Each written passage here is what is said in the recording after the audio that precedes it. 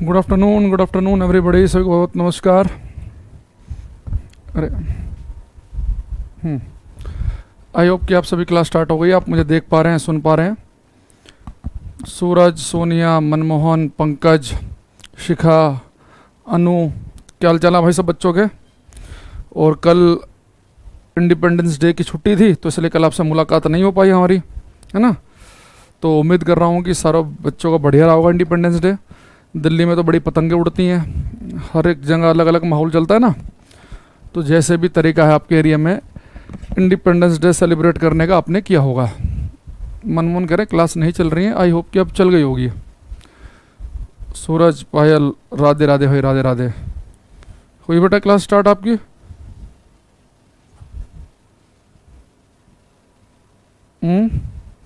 Class क्यों नहीं चल रही है बताना होगा। किसी बच्चे की क्लास स्टार्ट हुई है तो एक बार मुझे, वरना चेक करना पड़ेगा हमें क्या दिक्कत आ गई है।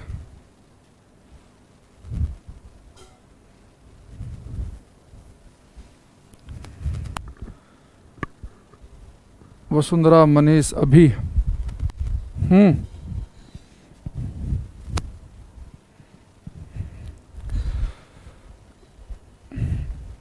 क्लास क्यों नहीं चल रही है? चल रही है भाई, सबकी क्लास स्टार्ट हो गई, ठीक है चलो। Yes sir perfect. Ghanshyam, Lokesh, Payal कह रहे हमारा चल रहा है, अंशु कह रही है अभी चल पड़ी है, ओके। अच्छा बेटा, लास्ट क्लास में हमने लेंस और मिरर जब मैं आपको पढ़ा रहा था तो मैंने आपको कुछ आई डिफेक्ट पढ़ाए थे ना, आई डिफेक्ट। तो जिसमें मैंने आपको बताया था कि मायोपिया निकट दृष्टि दोष है तो आपको कौन सा लेंस लगाना चाहिए, हाइपरमेट्रोपिया में कौन सा लगाना चाहिए। पीडीएफ ओपन नहीं हो रहा हिंदी वाला मीडियम का, जो कंप्लीट वाला पीडीएफ है ना वो आपको ओपन करना भी नहीं है। जो हम डेली क्लास आपके पास भेजते हैं वही क्लास आपको चाहिए, वही काम की है। वो कंप्लीट नोट्स वाली है, वो साइंस स्पेशल बैच के हैं नोट्स।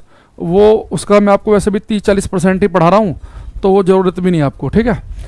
अच्छा शुरू कर दें, चलो। आज बेटा आज का सबसे पहले क्वेश्चन मेरा लिखेंगे यहाँ पे है आपसे। सबसे फर्स्ट क्वेश्चन शुरुआत करेंगे, सबसे निहायती आसान। अगर आप इसे नहीं कर पाए तो बहुत ही बेइज्जती वाली, परम बेइज्जती वाली बात हो जाएगी, ठीक है। तो क्वेश्चन मेरा आपसे ये है कि अगर कोई चीज़ आपको बिल्कुल साफ साफ पढ़नी है, कोई चीज़ आप चाह रहे हैं कि बिल्कुल क्लियरली आपको दिखे, तो और कोई चीज़ आपको बिल्कुल क्लियरली देखनी है, साफ साफ देखनी है, तो उसकी आपकी आंख से डिस्टेंस, दूरी कम से कम कितनी होनी चाहिए।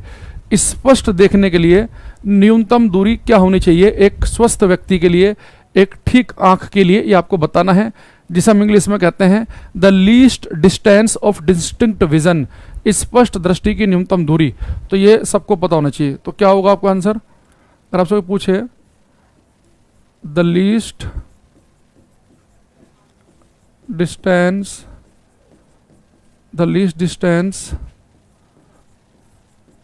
of distinct vision for normal eye।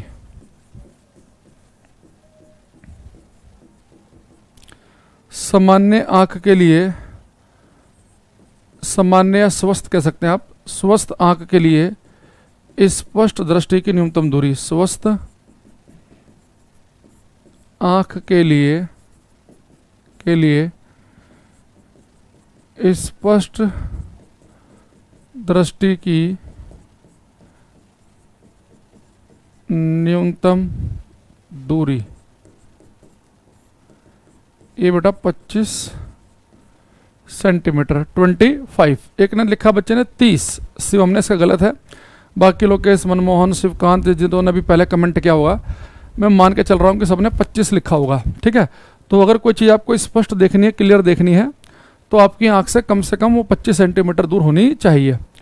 लेकिन बेटा ये 25 सेंटीमीटर का इतना खतरनाक रट्टा बच्चों ने मार रखा है कि टीचर इसका फ़ायदा उठाता है और बच्चों से गलत करवा देता है।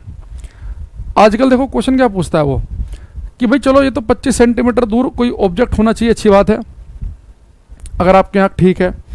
लेकिन जिस व्यक्ति को हाइपरमेट्रोपिया है, दूरदृष्टि दोष है, तो अगर आपसे पूछूं कि एक व्यक्ति को दूरदृष्टि दोष है, हाइपरमेट्रोपिया है, तो ऐसे व्यक्ति को कोई चीज़ अगर स्पष्ट देखनी है तो वो चीज़ उसे अपनी आंख से कम कितना दूर रखनी पड़ेगी। उसके लिए दूरी क्या होगी, 25 सेंटीमीटर ही होगी, 25 से कम होगी या 25 से ज़्यादा होगी। हाइपरमेट्रोपिया वाले व्यक्ति के लिए स्पष्ट दृष्टि की न्यूनतम दूरी क्या होती है आपको बताना है, 4 hyper मेट्रोपिक person,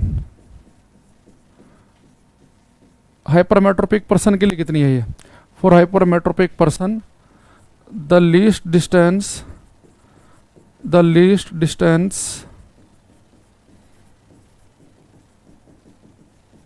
of distinct vision, the least distance of distinct vision कितनी होगी?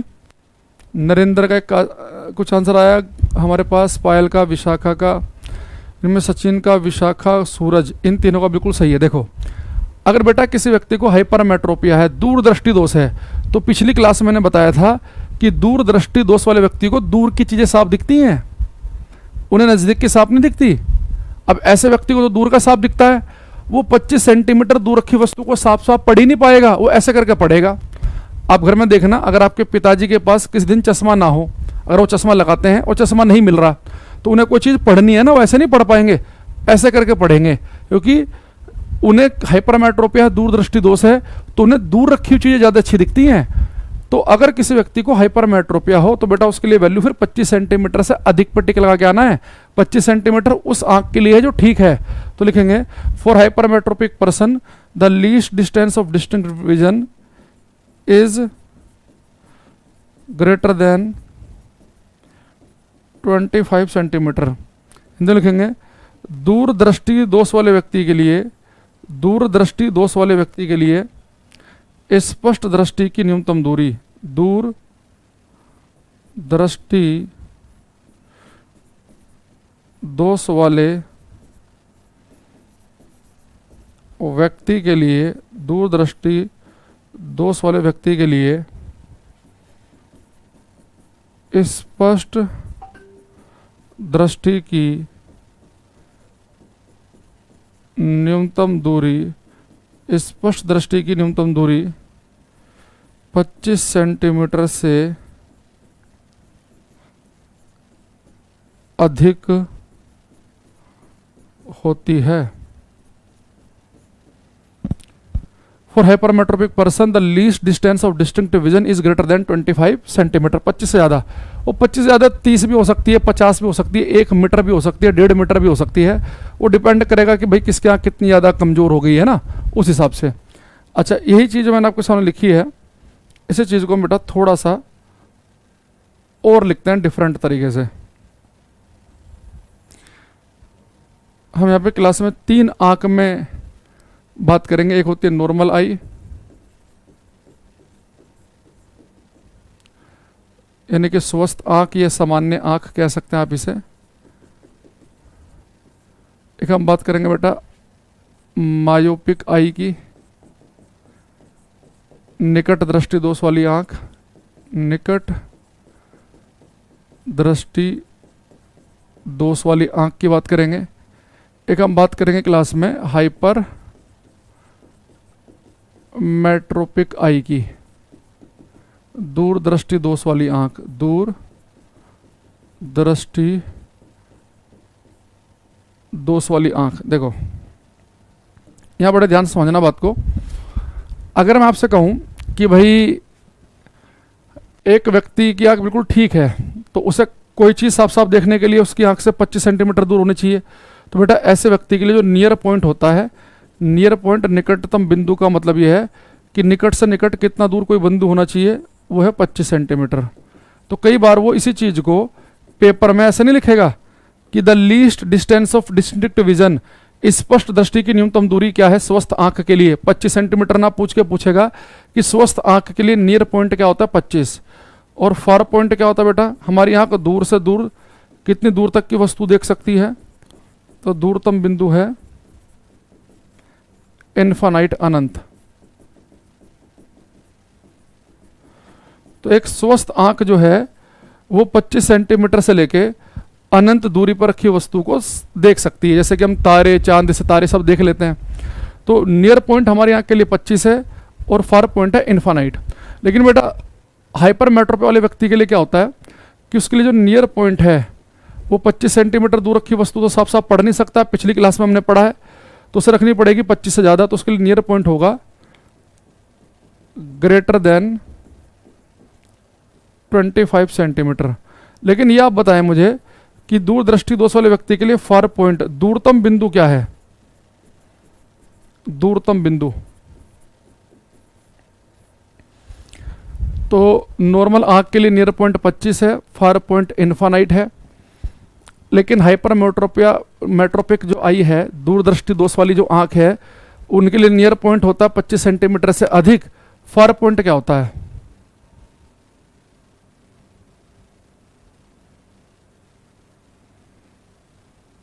एक देखो, एक और मूर्ख बच्चा है क्लास में, कह रहा है जी 25 सेंटीमीटर से अधिक तो लगा लेंगे, पर चार ऑप्शन 25 सेंटीमीटर से अधिक आए। टीचर बेटा मूर्ख नहीं होता, टीचर को पता होता है कि वो क्या क्वेश्चन बना रहा है ना। वो उसे पता है कि हाइपर मेट्रोपिया वाला जो व्यक्ति है उसके लिए नियर पॉइंट की वैल्यू है 25 सेंटीमीटर से ज़्यादा, है ना। तो 25 सेंटीमीटर से ज़्यादा कुछ भी हो सकती है। वो हर एक आदमी को बराबर पावर का चश्मा थोड़े न लगा है। वो ऑप्शन बनाएगा ही ऐसे कि एक व्यक्ति को हाइपर मेट्रोपिया है, दूरदृष्टि दोष है, उसके लिए नियर पॉइंट क्या होगा, ऑप्शन ही वो ऐसे बनाएगा 25 सेंटीमीटर, 25 सेंटीमीटर से कम, 25 सेंटीमीटर से ज़्यादा, कोई भी वैल्यू हो सकती है, ऐसे बना देगा। तो आप बोलेंगे 25 से ज़्यादा, उसे पता ना कि क्या बनाना है। देखो बेटा, इसके लिए फार पॉइंट इन्फिनिटी होगा, बिल्कुल सही लिख रहे हैं आप। भाई दूरदृष्टि दोष वाले व्यक्ति को दूर की चीज़ें तो साफ दिखती हैं। जिस बच्चे ने पिछली क्लास ली है उसे पता है कि दूरदृष्टि दोष में दूर की चीज़ दिखती है साफ, नज़दीक की साफ नहीं दिखती। तो दूर की तो साफ दिखती है, तो उसके लिए फार पॉइंट तो ये इन्फिनाइट अनंती है, फार पॉइंट में कोई दिक्कत नहीं है। बस इसके लिए नियर पॉइंट 25 सेंटीमीटर ना होकर 25 सेंटीमीटर से ज़्यादा हो गया। अच्छा, जो बेटा मायोपिक आई है उसके लिए उसे नज़दीक, निकट दृष्टि दोष में निकट का तो साफ दिखता ही है, तो उसके लिए नियर पॉइंट तो 25 सेंटीमीटर ही है। लेकिन फार पॉइंट क्या है इनके लिए? आपको मैंने बताया था कि जो मायोपिक आई है ये नज़दीक का तो साफ देख लेती है, ठीक है। भाई क्या करें इन बच्चों का यार, क्या मतलब, एक मतलब बदतमीजी की एक ना लिमिट होती है। बार बार चारों अधिक दे दिए तो भाई, अभी तो बताया कि क्वेश्चन तुम नहीं बना रहे हो आयुष भाई, वो टीचर बना रहा है क्वेश्चन, ठीक है। और ये थोड़ा सा ना कि कुछ भी बोल लिखने के लिए कुछ मत लिखो बोर्ड पे, ठीक है। बार बार एक ही लाइन चारों अधिक दे दिए तो। अब आ गया फार पॉइंट। अब एक जैसे मान लो कि कोई बच्चा है, लिख दिया कि भाई एक बच्चे की उम्र 18 साल है ना।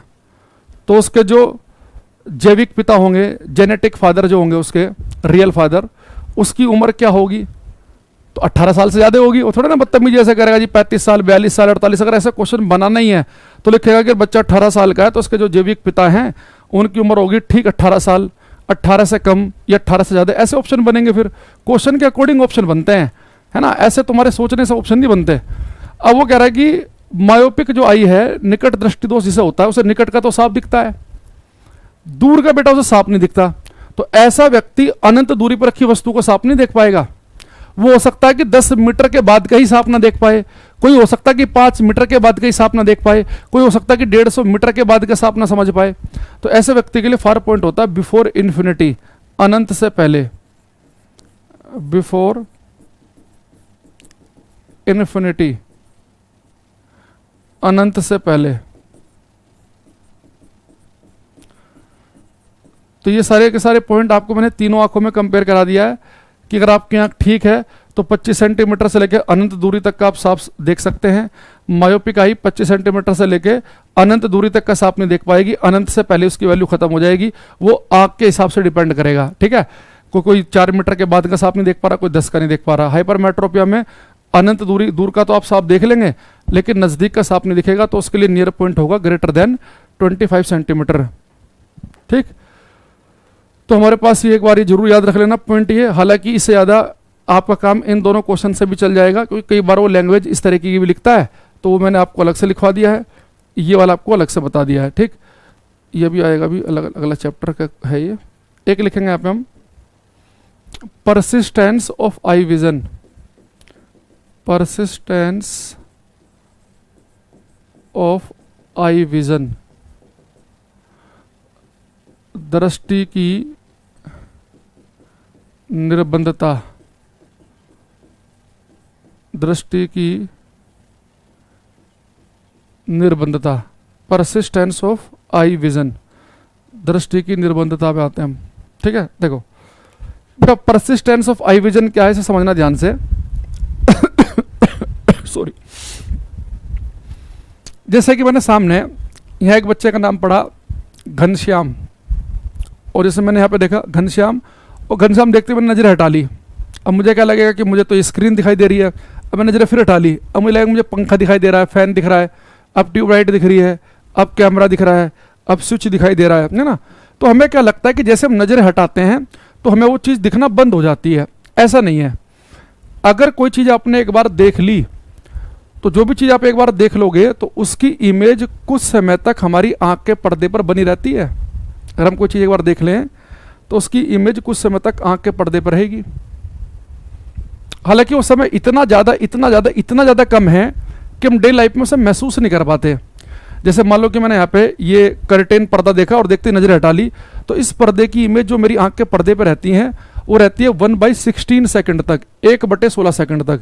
यानी जब भी कोई चीज़ आप एक बार देख लेंगे तो उसका प्रतिबिंब आपकी आंख के पर्दे पर 1/16 सेकंड तक रहेगा। अगर मैंने आपकी क्लास में साउंड वाला चैप्टर पढ़ाया है तो वहाँ पे मैंने बताया होगा कि कोई आवाज़ अगर एक बार आपने सुन ली तो आवाज़ का प्रभाव कान के पर्दे पे रहता है 1/10 सेकंड तक, 1/10 सेकंड तक। तो दोनों क्वेश्चन अलग हैं। तो किसी आवाज़ का, किसी साउंड का इफेक्ट कान के पर्दे पर रहेगा 0.1 सेकंड, यानी कि 1/10 सेकंड के लिए। लेकिन कोई चीज़ आपने एक बार देख ली तो उसकी इमेज हमारी आंख के पर्दे पर 1/16 सेकंड तक रहती है। ये सीजल 17 का क्वेश्चन भी है। बहुत सारे बच्चों ने लुसेंट से देखकर 1/10 पर टिक लगा दिया और सबका गलत हो गया। तो हमारी जो आंखें हैं, हमारी जो दृष्टि है, वो किसी चीज़ को देखते ही कितने समय के लिए बंद जाएगी, 1/16 सेकंड तक। इसके मैं कुछ एग्जांपल आपको बताऊंगा तो ज़्यादा बढ़िया से आप इसे फील कर पाएंगे। यहाँ पे लिखेंगे हम परसिस्टेंस ऑफ आई विजन में लिखेंगे कि इसके लिखेंगे 1/16 सेकंड। अच्छा, अगर आप मान लो कि भूल ना जाओ तो दोनों को एक साथ भी लिख लो। परसिस्टेंस ऑफ साउंड अगर आ जाए पेपर में, ध्वनि की निर्बंधता, कि ध्वनि कितने समय तक कान के पर्दे पर रहती है, तो तब आप बताएंगे 1/10। तो दृष्टि वाला आ रहा है कि साउंड वाला आ रहा है, तो पेपर में बहुत ध्यान से पढ़ लेना, ठीक है, 1/10। अच्छा, अब इसका बहुत बढ़िया एग्जांपल अभी हम देखेंगे। इसके लिए हमें बेटा एक क्वेश्चन हमारे पास आएगा, और ये सी डेज का क्वेश्चन हालांकि है, पर इसे थोड़ा समझने की कोशिश करना। ये हमारे पास में एक न्यूटन साहब, एक साइंटिस्ट हुए हैं, उन्होंने एक प्लेट ली और न्यूटन ने क्या किया, इस प्लेट को 7 बराबर हिस्सों में डिवाइड कर दिया, 7 इक्वल पार्ट, 1 2 3 4 5 6 7, ठीक।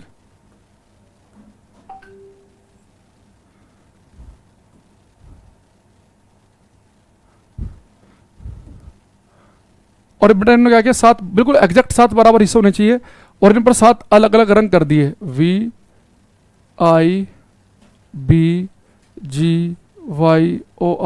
विबग्योर, है ना, 7 अलग अलग रंग। अब न्यूटन ने कहा भाई ये 7 रंग देखो, ये देखो प्लेट को, ये कैसे कलर है इस पे। उन्होंने कहा जी violet, indigo, blue, green, yellow, orange, red, यानी कि सारे अलग अलग कलर हैं। उसने कहा व्हाइट कलर तो नहीं है इसमें कहीं। उन्होंने कहा जी नहीं, बिल्कुल नहीं है। उसने कहा दोबारा देखो। हमने देखा बैंगनी, आसमानी, नीला, हरा, पीला, नारंगी, लाल, नहीं जी व्हाइट नहीं है।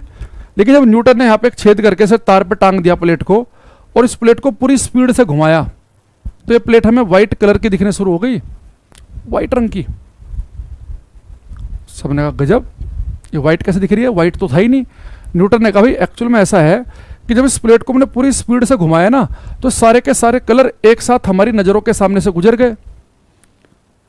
अब हमारी आंखें जो हैं 2 इवेंट को अलग अलग तभी समझ पाएगी अगर उनके बीच में 1/16, 1/16 सेकंड का गैप हो। अगर 2 इवेंट, 2 घटनाएं इतना तेजी से मेरी आंखों के सामने हो जाए कि उनके बीच में 1/16 सेकंड का गैप ही नहीं है, तो मैं उन्हें अलग अलग नहीं समझ पाऊंगा। अब सारे कलर पूरी स्पीड से जब हमारी आंखों के सामने गुजर रहे हैं, तो इन कलर के बीच में 1/16 सेकंड का गैप हुआ ही नहीं, सारे कलर एक साथ नजरों के सामने से गुजर रहे हैं। तो इन सबका इफेक्ट दिखेगा, प्रभाव। और आपको पता है कि इन सारे रंगों का इफेक्ट जो है, इन 7 रंगों का जो कॉम्बिनेशन है वो तो व्हाइट रंग का होता है। तो जब न्यूटन की रंगीन प्लेट को हम घुमाते हैं तो वाइट इसलिए दिखने लगती है क्योंकि हमारी आंखें सारे कलर को अलग अलग नहीं पकड़ पाती, उनका प्रभाव दिखती है। जैसे आप सर के ऊपर चल रहा पंखा देखो अपना, सबको पता है कि जब पंखा रुका है तो 3 पंखड़ियां हैं उसमें, लेकिन जब पंखा घूमता है किसी बच्चे को अलग अलग तीनों पंखड़ियां दिख जाती हैं क्या, पूरी स्पीड से घूम रहे पंखे की ना, आपको पूरा एक फैक्ट सा दिखता है ना, ऐसे लगता है ये बिल्कुल। जैसे अभी आप सर के ऊपर का पंखड़ी देखो, पंखा चल रहा हो सबके सर के ऊपर, ये कूलर वाला देखना, उसकी पंखड़ी आपको पता है अलग अलग है, पर जब पंखा पूरी स्पीड से घूम रहा है ना तो हमारी आंखें अलग अलग पंखड़ी को नहीं पकड़ पाएंगी, क्योंकि इतनी स्पीड से पंखड़ी हमारी आंखों के सामने से गुजर रही है कि हमें इन तीनों का कंबाइंड इफेक्ट दिखाई दे रहा है अब, तो हमें अलग अलग पता ही नहीं चल पा रहा है। तो क्वेश्चन आया पेपर में कि जब न्यूटन की कलर डिस्क को घुमाया जाता है तो ये व्हाइट रंग की दिखने लगती है, किस वजह से होता है, तो उस समय वहाँ पे टिक लगाना था, ये होता है परसिस्टेंस ऑफ आई विजन की वजह से। तो यहाँ पे लिख देंगे हम यहाँ पे एक line, when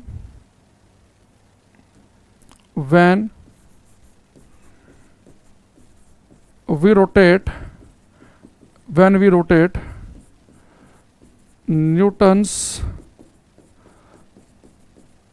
color disk, it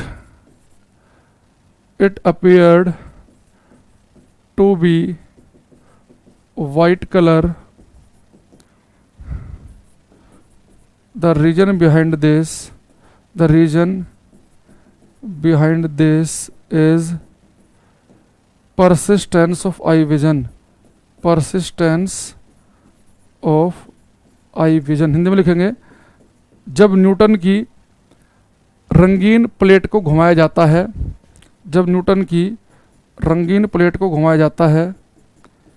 तो यह सफ़ेद रंग की दिखने लगती है। जब न्यूटन की रंगीन प्लेट को घुमाया जाता है तो यह सफ़ेद रंग की दिखने लगती है। यह आँख की निर्बंधता की वजह से होता है। When we rotate Newton's color disk, it appeared to be white color. The reason behind this is persistence of eye vision. इसका एक मैं बहुत अच्छा एग्जांपल बताता हूँ बच्चों क्लास में। अगर आपने एक मूवी देखी हो ना तो आप ज़्यादा बढ़िया समझ पाओगे। एक आपने मूवी आई थी आमिर खान की, तारे ज़मीन पर। उस मूवी में एक बच्चा होता है, वो क्या करता है, उसके पास एक नोटबुक होती है।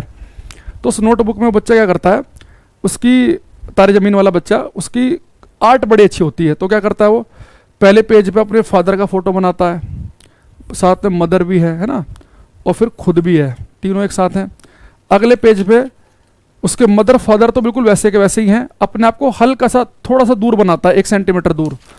नेक्स्ट पेज पे मदर फादर साथ में है, अपने आप को 1 सेंटीमीटर और दूर कर लेगा। अगले पेज पे और दूर कर लेगा, उससे अगले पे और दूर कर लेगा, उससे अगले पे और दूर कर लेगा, ऐसे करता है वो। अब जब आमिर खान उस नोटबुक को पूरी स्पीड से ऐसे करता है, तो ऐसा लगता है कि जैसा आप एक वीडियो देख रहे हो, वो बच्चा अपने माँ बाप से दूर हो रहा है, और लास्ट पेज पे उसने अपने आप को बनाया ही नहीं, यानी अपने माँ बाप से दूर ही हो गया। तो पूरे उन पेज को जब पूरी स्पीड से घुमाया जाता है तो हमें बिल्कुल एक वीडियो की तरह क्यों महसूस हो रहा था, क्योंकि हमारी जो आंखें हैं वो 2 पेज को अलग अलग तभी समझ पाएगी जब उनके बीच में 1/16 सेकंड का गैप होगा। अगर आप पूरी स्पीड से पेज को घुमाएंगे तो सारे पेज आपको आपस में कनेक्टेड लगेंगे और आपको लगेगा कि सारे पेज को कंटिन्यूटी में चल रहे हैं, आपको एक वीडियो महसूस होगी। जैसे मोबाइल में जब हम वीडियो देखते हैं ना, तो आपने देखा होगा ना कई बार उसमें नीचे वो फ्रेम फोटो चल रहे होते हैं ऐसे। तो अगर हम प्रत्येक सेकंड बहुत सारे फोटो हमारी आंखों के सामने से गुजारे जाएं तो हमारी आंखें उन फोटो को अलग अलग ना समझकर उन्हें कंटिन्यूटी में समझेगी, उसे एक वीडियो की तरह लेगी, तो एक बिल्कुल कंटिन्यूअस इवेंट हमें लगेगा। तो ये सब कुछ हो रहा है परसिस्टेंस ऑफ आई विजन की वजह से, दृष्टि की निर्बंधता की वजह से। ठीक है, अच्छा अगला चलते हैं इसमें आगे। एक बेटा मैंने आपको बताया था लास्ट क्लास में कि जो हमारी आंख है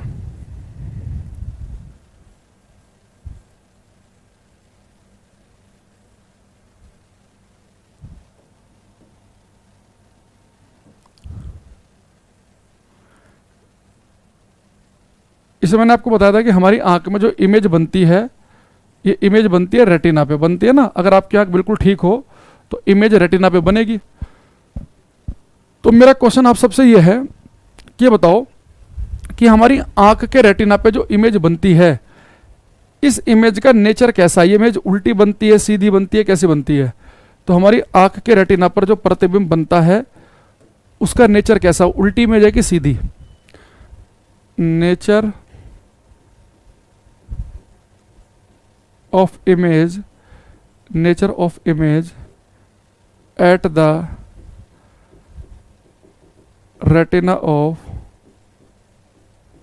ह्यूमन आई, मनुष्य के आंख के रेटिना पर बनने वाले प्रतिबिंब की प्रकृति, मनुष्य के आंख के रेटिना पर बनने वाले प्रतिबिंब की प्रकृति। बेटा हमारी आंख के रेटिना पे जो इमेज बनती है ना, वो इमेज होती है उल्टी, इनवर्टेड। और उल्टी इमेज आपको पता है हमेशा कैसे होती है, रियल, वास्तविक। रियल इमेज यानी कि जिसे आप स्क्रीन पर, पर्दे पर उतार सकते हैं। जैसे यहाँ रेटिना पे इमेज उतर गई, तो हमारी आंख के रेटिना पे जो इमेज बनती है होती है इन्वर्टेड, रियल एंड डिमिनिश्ड, छोटी। मनुष्य के आंख के रेटिना पर बनने वाला प्रतिबिंब, मनुष्य के आंख के रेटिना पर बनने वाला प्रतिबिंब उल्टा, वास्तविक और छोटा होता है, उल्टा, वास्तविक और छोटा होता है। Real, inverted and diminished. देखो भाई, जब भी हम किसी चीज को देखते हैं ना, उसकी इमेज हमारी आंख के रेटिना पे उल्टी बनती है। वो तो जब सिग्नल हमारे ब्रेन के पास जाता है तो हमारा ब्रेन उसे सीधा करके दिखाता है हमें। तो जो शुरुआत में रेटिना के ठीक ऊपर जो इमेज बनेगी वो उल्टी इमेज है। और मान लो बिल्डिंग बहुत बड़ी है, उसकी बहुत छोटी इमेज बनेगी, तो हमारा दिमाग आइडिया लगाता है कि भाई इतनी बड़ी इमेज जो बनी है रेटिना पे, यानी ये वास्तव में कितना बड़ा ऑब्जेक्ट रहा होगा। वो सारा काम फिर ब्रेन का है, क्योंकि हमारे रेटिना पे मिलियंस में यहाँ पे ऑप्टिकल नर्व होती है जो सिग्नल भेजती है इमेज का ब्रेन के पास। तो सिग्नल ब्रेन के पास जाएगा, उन सिग्नल की हेल्प से फिर वो आइडिया लगाएगा भाई ऑब्जेक्ट कितना बड़ा होगा, है ना, उसे फ्लिप करके सीधा करके आपको दिखाएगा। तो जो मनुष्य के आंख के रेटिना पे इमेज बनती है उसे ध्यान रखेंगे, वो उल्टी, वास्तविक और छोटी होती है, और ये कम से कम 1/16 सेकंड तक बनती है। ठीक। दूसरी चीज, एक हमने आपको बेटा मिरर का फॉर्मूला लिखवाया था, मिरर का, अगर आपको याद हो, है ना। मैंने कहा था कि केवल आपको फॉर्मूला याद करना है, उससे जुड़े हुए क्वेश्चन की आपको जरूरत नहीं है न्यूमेरिकल करने की। तो ऐसे आप एक लेंस का फॉर्मूला भी लिख लो, बस एक छोटा सा शब्द बदलेगा। तो एक लेंस फॉर्मूला आपसे डायरेक्ट पूछ सकता है कई बार, कि 4 ऑप्शन दे के पूछ ले। तो लेंस का जो सूत्र है एक आपको याद होना चाहिए, यह है 1/f = 1/v - 1/u। अगर आपको याद हो, जब ने मिरर का फॉर्मूला पढ़ा था तो यहाँ पे प्लस आ गया था, अब लेंस का पढ़ रहे हैं तो यहाँ पे माइनस है, बस इतना फर्क है। ठीक है। अच्छा, UVF, यू के तो बेटा वही है जो पहले पढ़े थे आपने। यू का मतलब है कि वस्तु लेंस से कितना दूर है, ऑब्जेक्ट कितना दूर है, वी इमेज कितना दूर बनेगी, वो सब कुछ सेम ही है। तो यू का मतलब है यहाँ पे object distance from lens, lens से वस्तु की दूरी, लेंस से वस्तु की दूरी। वी क्या है, image distance from lens, lens से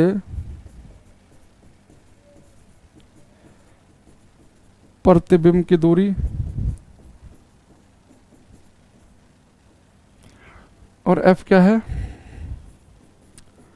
focal length of lens, lens की फोकल दूरी।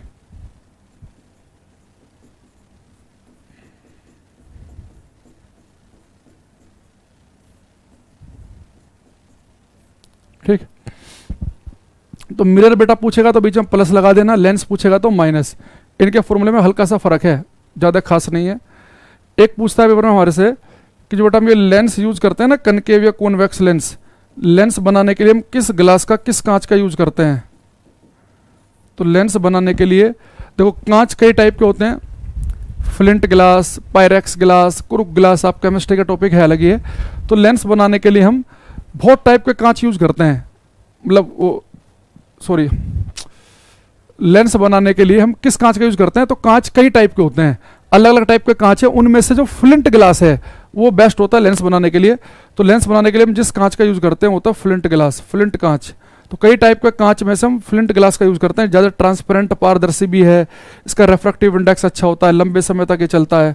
तो फ्लिंट कांच बेटर है, तो फ्लिंट कांच का यूज करेंगे। एक शब्द आप ये ऐड कर लेंगे कि लेंस बनाने के लिए जिस कांच का यूज किया जाता है उसका नाम है फ्लिंट ग्लास, फ्लिंट कांच, इसका यूज करेंगे। ठीक, ये छोटे छोटे से फैक्ट है जो हमें याद रखने हैं ना, कुछ पॉइंट हमें पॉइंट याद रखने हैं कि भाई इमेज बनेगी उल्टी बनेगी, 1/16 सेकंड तक बनेगी। जो लेंस बनाने के लिए कांच उपयोग में लिया जा रहा है वो फ्लिंट ग्लास है। लेंस का फॉर्मूला क्या है, साफ साफ देखने के लिए आंख से दूरी क्या होनी चाहिए। तो कुछ फैक्ट हैं जिन्हें हमें याद करना है। एक लास्ट क्वेश्चन के साथ में हम बंद करेंगे। एक मेरा क्वेश्चन आप सभी से ये है कि भाई ये बताओ, अगर कोई आपसे पूछ ले कि इससे मेरे पास में एक पानी की बोतल है यहाँ पे, और इस पानी की बोतल को जब मैं पकड़ के ऐसे हिला रहा हूँ तो कुछ इसके अंदर बबल्स बन रहे हैं, बुलबुले। तो अब क्वेश्चन आता है पेपर में कि जो पानी के अंदर जो बुलबुले बनते हैं, बबल बनते हैं, ये बुलबुले किसकी तरह बिहेव करते हैं। तो दो ऑप्शन आपको मिलेंगे लेंस के, दो मिलेंगे मिरर दर्पण के। तो अब बताओ कि पानी के अंदर जो बुलबुले बनते हैं ये पहले तो बताओ लेंस की तरह काम करते होंगे कि या फिर मिरर दर्पण की तरह काम करते होंगे। हाँ, स्पेक्स ही तो, चश्मों में जो लेंस लगते हैं, लेंस बनते हैं, उनमें हम जो ग्लास जिस कांच का यूज करते हैं ना बनाने के लिए वो फ्लिंट ग्लास होता है। तो पानी के अंदर जो बुलबुले बनते हैं वो बुलबुले दर्पण की तरह काम करते होंगे या लेंस की, ये सोचो। तो आप कहेंगे सर ये पानी में जो बुलबुला बना, बुलबुला तो ट्रांसपेरेंट है, पारदर्शी है, यानी कि बुलबुले लेंस की तरह काम करते होंगे जो हमें सूरज बता रहे हैं। भाई मिरर की तरह वो कोई पॉलिश तो नहीं रखी उस पर कि जो मिरर की तरह काम करेंगे, वो तो ट्रांसपेरेंट लाइट उनके अंदर से गुजर जाएगी। भाई बुलबुले पे लाइट रिफ्लेक्ट थोड़ी ना होगी, बुलबुले के तो अंदर से गुजर जाएगी, बुलबुला ट्रांसपेरेंट है। तो पानी के अंदर जो बुलबुले होते हैं वो लेंस की तरह काम करते हैं। अच्छा, लेंस में भी कौन से लेंस की तरह काम करते हैं, कनकेव अवतल की तरह। ये बहुत पेपर में आ चुका है तो इसे याद कर लेंगे, इंपोर्टेंट लिखकर। Air bubbles behave like a concave lens inside the water। पानी के अंदर वायु के बुलबुले, पानी के अंदर वायु के बुलबुले अवतल लेंस की भांति व्यवहार करते हैं। पानी के अंदर वायु के बुलबुले अवतल लेंस की भांति व्यवहार करते हैं। Air bubbles behave like a concave lens inside the water. ठीक है, ये ध्यान रखना आपको। एक चलते लिखेंगे हम, पावर ऑफ लेंस, लेंस की शक्ति। ये भी छूट जाता है, दिमाग आ गया मेरे याद अचानक से। लेंस की पावर, देखो बेटा लेंस की पावर का देखो मतलब समझो पहले क्या है। भाई कोई भी जो लेंस है उसका काम क्या होता है लेंस का। अगर कॉन्वेक्स लेंस है, उत्तल लेंस, तो प्रकाश की किरणें इसके ऊपर टकराएंगी तो उन्हें इकट्ठा करेगा, कन्वर्ज करेगा, है ना। और कोई कनकेव लेंस है, अवतल लेंस है, इसके ऊपर प्रकाश की किरणें टकराएंगी तो उन्हें बेटा ये डाइवर्ज कर देगा, है ना।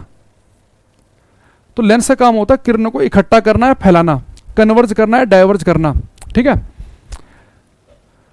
तो किसी लेंस के ऊपर जैसे प्रकाश की किरणें टकराएं, वो कितना अच्छा किरणों को मोड़ रहा है। किरणें टकराती मोड़ दी, बहुत ही पावरफुल लेंस होगा। एक लेंस किरणों को मोड़ तो पा रहा है पर बहुत दूर जाके इकट्ठा कर पा रहा है, दम निकल जा रहा है बेचारे का उसका। तो कोई भी जो लेंस है वो प्रकाश की किरणों को कितना अच्छा इकट्ठा करता है या कितना अच्छा फैला देता है, उसकी पावर कहलाती है। तो पहले पावर की डेफिनेशन लिखेंगे, द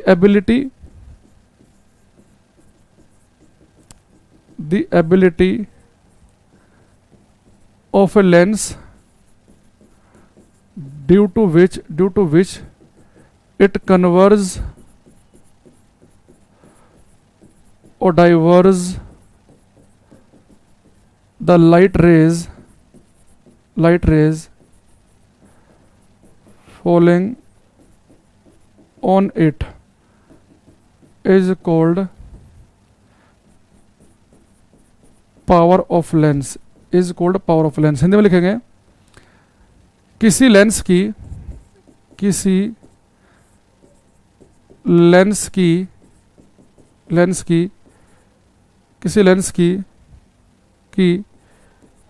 उस पर पड़ने वाली, किसी लेंस की उस पर पड़ने वाली प्रकाश की किरणों को इकट्ठा करने या फैलाने की क्षमता लेंस की शक्ति कहलाती है। यानी लेंस की पावर का मतलब यह है कि कितना बढ़िया से रेज को, किरणों को मोड़ सकता है या फैला सकता है। कॉन्वेक्स होगा तो मोड़ देगा और कनकेव होगा तो फैला देगा। तो हमने वो तो लिखा द एबिलिटी ऑफ लेंस, किसी लेंस की क्या एबिलिटी, ड्यू टू विच, जिसके कारण इट कन्वर्ज और diverge the light rays falling on it is called power of lens. तो किसी लेंस की वो क्षमता कि लेंस पर पड़ने वाली प्रकाशीय किरणों को इकट्ठा कर दे या फैला दे, वो लेंस की शक्ति कहलाएगी। अब यहां पे क्वेश्चन आपसे पूछूंगा, ये दो लेंस मैं आपके सामने बना रहा हूं। एक लेंस ये है,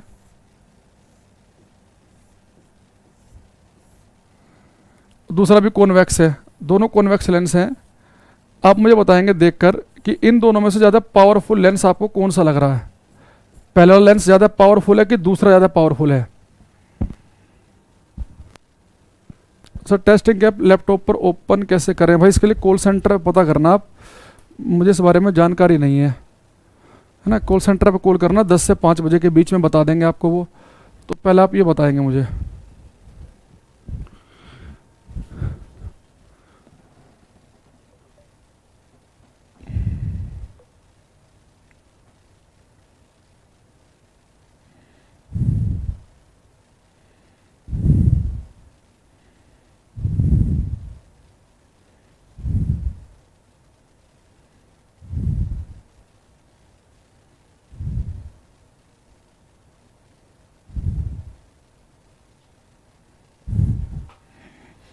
सूरज का गलत हो गया, घनश्याम का सही है, फिर दूसरे वाले सूरज का ठीक है।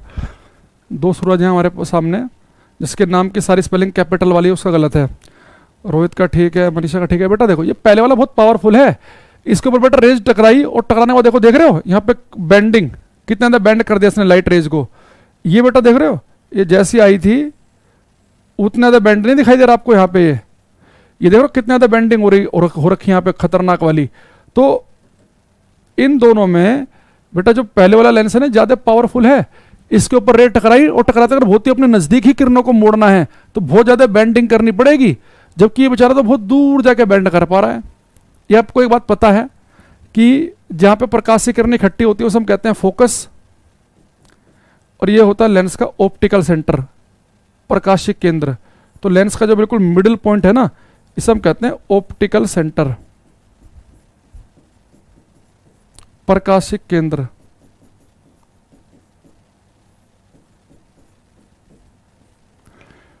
तो बेटा ऑप्टिकल सेंटर से लेकर जो फोकस तक की दूरी होती है कहलाती है हमारी फोकल लेंथ। ऑप्टिकल सेंटर से फोकस तक की दूरी कहलाती है हमारी फोकल लेंथ। तो आप यहां से एक बात और समझ सकते हैं कि जिस लेंस की फोकल लेंथ कम होगी, यानी कि वो ज़्यादा पावरफुल होगा, जिसकी फोकल लेंथ बहुत बड़ी होगी उसकी पावर कम होगी, है ना। इसलिए आपने एक चीज़ देखी होगी कि जब लेंस की पावर का फॉर्मूला आपने पढ़ा होगा ना, ये कि पावर ऑफ लेंस, लेंस की शक्ति, इसे लिखता हम P से। और बेटा लेंस की पावर का फॉर्मूला आपने पढ़ा होगा 1/f, सब बच्चों ने पढ़ा होगा ना ये। बस ये शर्त यह है कि फोकल लेंथ यहाँ मीटर में पुट करनी होती है फॉर्मूले में। तो अगर आपने फॉर्मूला पढ़ा है, ये फॉर्मूला आपको यही तो बता रहा है कि जिसकी फोकल लेंथ कम है उसकी पावर ज़्यादा है, जिसकी फोकल लेंथ कम यानी कि वो ज़्यादा पावरफुल लेंस, जिसकी फोकल लेंथ बहुत ज़्यादा है उसकी पावर कम होगी, ये बता रहा है। अच्छा अगर आपको फोकल लेंथ बेटा सेंटीमीटर में पुट करनी है तो फॉर्मूला हमारा बनेगा 100/f।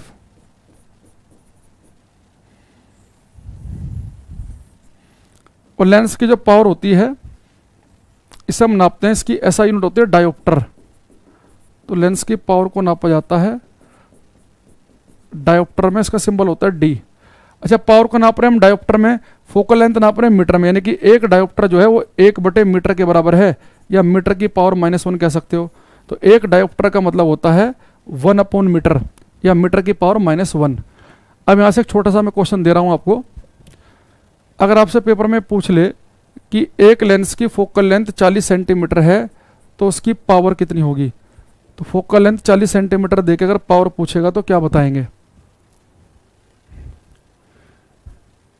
अगर फोकल लेंथ 40 सेंटीमीटर हो, आयुष, ममिता, प्रीतम, घनश्याम बताओ, अगर फोकल लेंथ 40 सेंटीमीटर है तो पावर क्या होगी?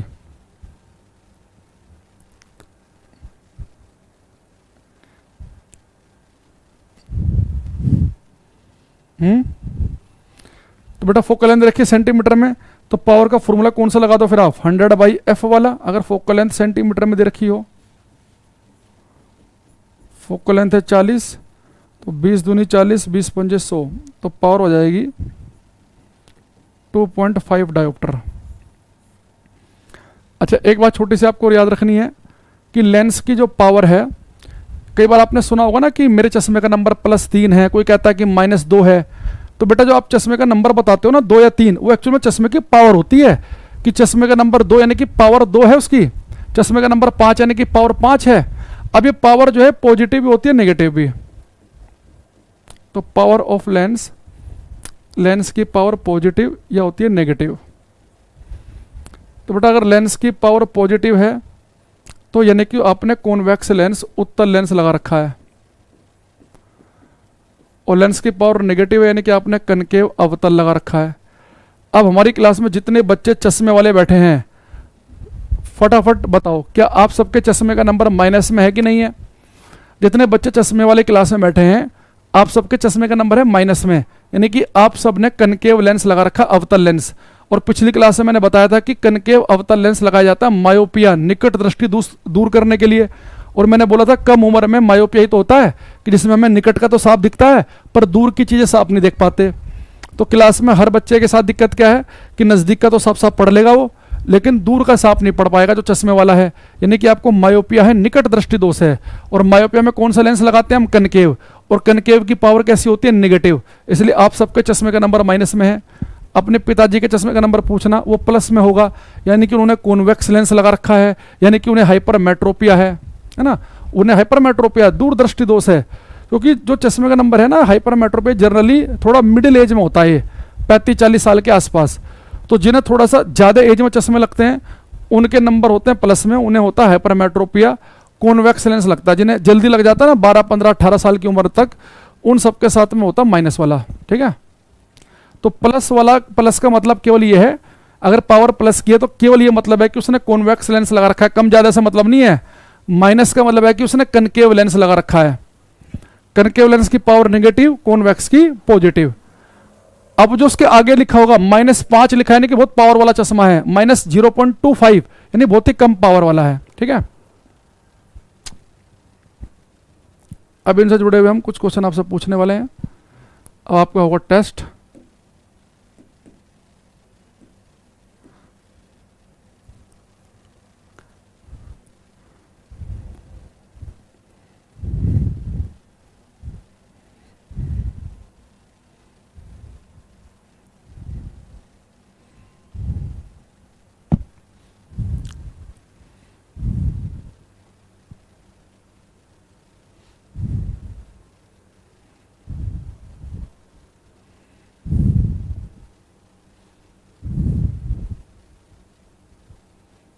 ये करना क्वेश्चन।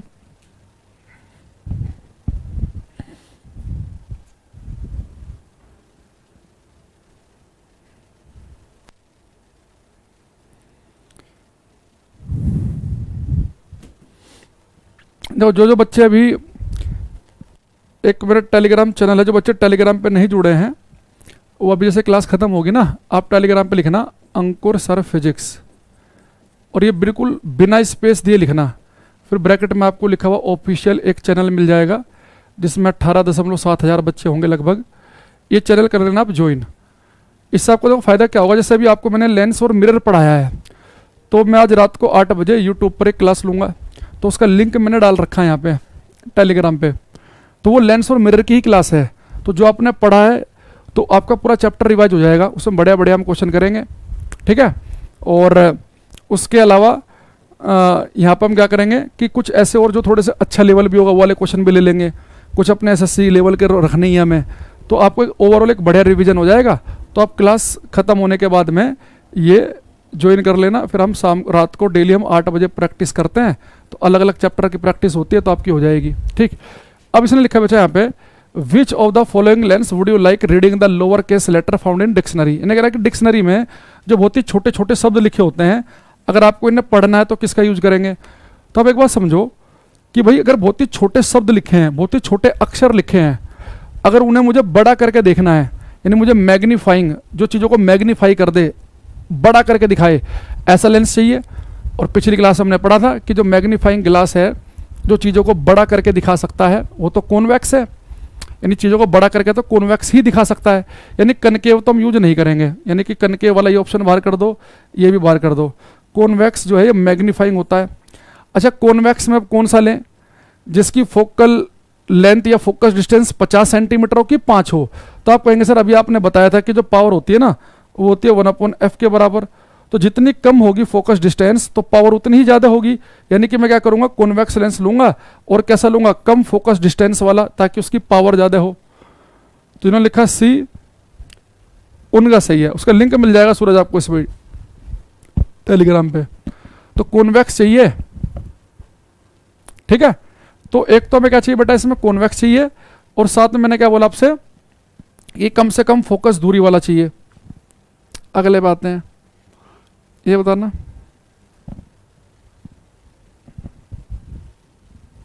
ये बहुत सारे बच्चे मुझे पता गलत करेंगे।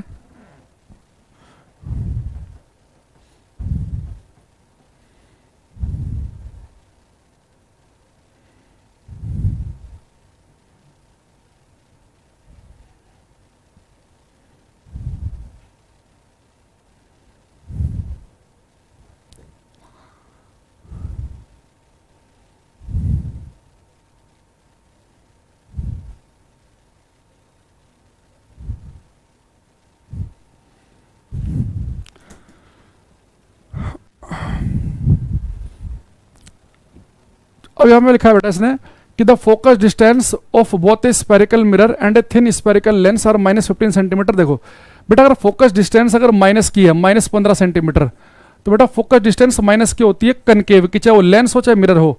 तो बेटा इसका आंसर होगा ए ऑप्शन। अभी मैंने आपको बताया थोड़ी देर पहले कि देखो बेटा, जो जब मैं आपको भी पावर बता रहा था, तो पावर क्या होती है, 1/4 फोकल लेंथ। तो मैंने आपको बोला था कि कनकेव की पावर नेगेटिव होती है। पता क्यों होती है, कि कनकेव की फोकल लेंथ भी नेगेटिव है। तो चाहे कनकेव लेंस हो चाहे कनकेव मिरर हो, अवतल देखते ही इनकी बेटा फोकल लेंथ नेगेटिव की होती है और कॉन्वेक्स की होती है पॉजिटिव की। लेकिन बच्चे कैसा ऑप्शन ढूंढ लेते हैं जिसमें एक लेंस लिखा हो एक मिरर लिखा हो, गलत हो जाएगा। अगर फोकल लेंथ पॉजिटिव है तो चाहे वो लेंस है चाहे वो मिरर है, फिर वो कॉन्वेक्स का ही होगा। तो कॉन्वेक्स मिरर हो चाहे कॉन्वेक्स लेंस हो, फोकल लेंथ आएगी पॉजिटिव और कनकेव की आएगी नेगेटिव। अगले पे चलते हैं।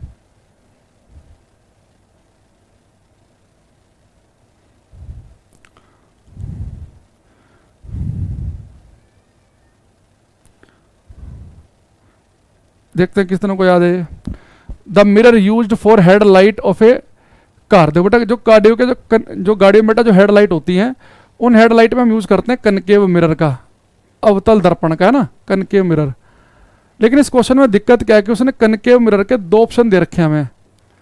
एक दे रखा है स्पेरिकल कनकेव, दे रखा है पैराबोलिक। बेटा अगर कभी ऐसा हो कि किसी क्वेश्चन का आंसर हो कनकेव मिरर, जैसे गाड़ी की हेडलाइट हो गई, टॉर्च हो गया, है ना, जहां पे भी कनकेव मिरर आंसर हो, तो अगर आपको 2 दिख जाए तो बेटा पैराबोलिक कनकेव ज्यादा अच्छा ऑप्शन होता है। तो पैराबोलिक कनकेव मिरर ज्यादा अच्छे से प्रकाशीय किरणों को एक ही जगह इकट्ठा करते हैं, ये ज्यादा बेटर होते हैं पैराबोलिक। तो अगर कभी आपको कनकेव में से, स्पेरिकल और पैराबोलिक में से अगर किसी एक को चूज करना हो तो फिर पैराबोलिक ज्यादा बेस्ट आंसर है हमारा। तो डी पर टिक लगा देंगे इस पर।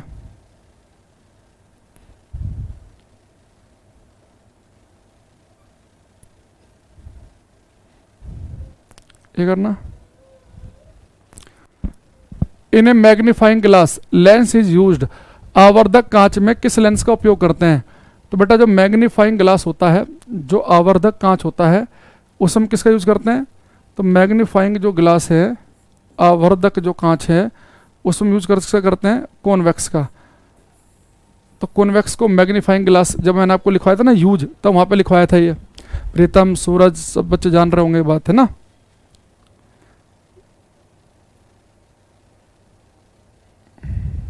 एक ये वाला करो।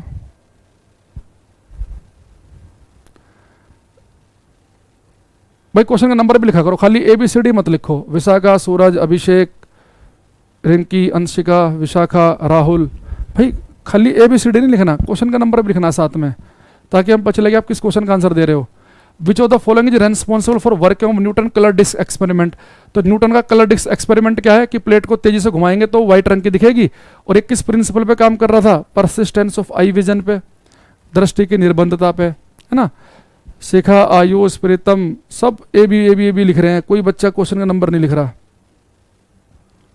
The power of sunglass, धूप के चश्मे की पावर कितनी होती है। लोकेश ने सही से लिखा है चीजों को। बेटा जो धूप के जो चश्मे होते हैं इनकी जो पावर होती है 0।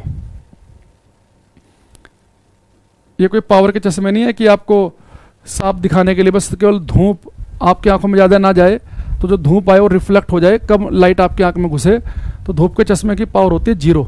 जो लगाते हैं ना ये रेबिन वगैरह के चश्मे, तो इनकी पावर 0 है। ये करना।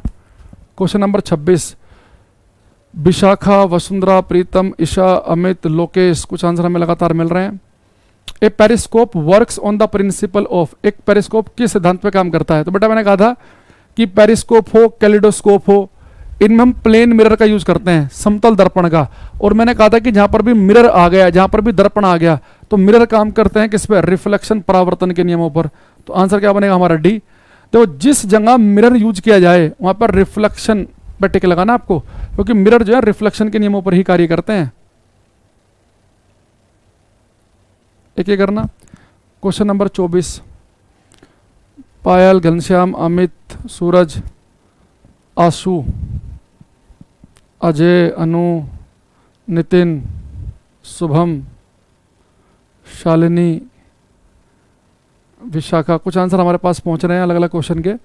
इसने कहा बेटा when an object is kept between 2 parallel plane mirror then what is the number of images. तो आपको पता ही है कि अगर कोई ऑब्जेक्ट 2 पैरेलल मिरर के बीच में रखा जाए तो उसकी बनती है इनफाइनाइट इमेज। कि 2 मिरर अगर बिल्कुल पैरेलल होंगे तो उनके बीच का एंगल होगा 0 डिग्री। तो नंबर ऑफ इमेज का फॉर्मूला क्या होता है, 360 बाई थीटा माइनस 1।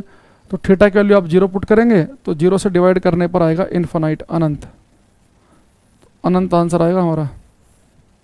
ठीक है, तो आज के लिए इतना ही रखते हैं। कल की क्लास में हम हीट चैप्टर स्टार्ट करेंगे, ऊष्मा से स्टार्ट करने वाले हम कल की क्लास में। ठीक है, तो कल हमारी पहली क्लास होगी हीट की। अभी आपको मैंने लेंस और मिरर पढ़ा दिए हैं, लाइट वाला चैप्टर भी पढ़ा दिया है, आपको वेव भी पढ़ा दिया गया है। अब नेक्स्ट पढ़ेंगे हम हीट, और हीट के बाद पढ़ेंगे हम इलेक्ट्रिसिटी। तो 2-3 क्लास में हम हीट खत्म कर लेंगे, फिर अगली 2-3 क्लास में कर लेंगे अपना ये खत्म इलेक्ट्रिसिटी। ठीक, और फिर बस हमारा केवल मैकेनिक्स वाला पार्ट बचेगा। तो अब मिलते हैं कल की क्लास में, तब तक के लिए thank you, bye, take care everybody, bye everyone.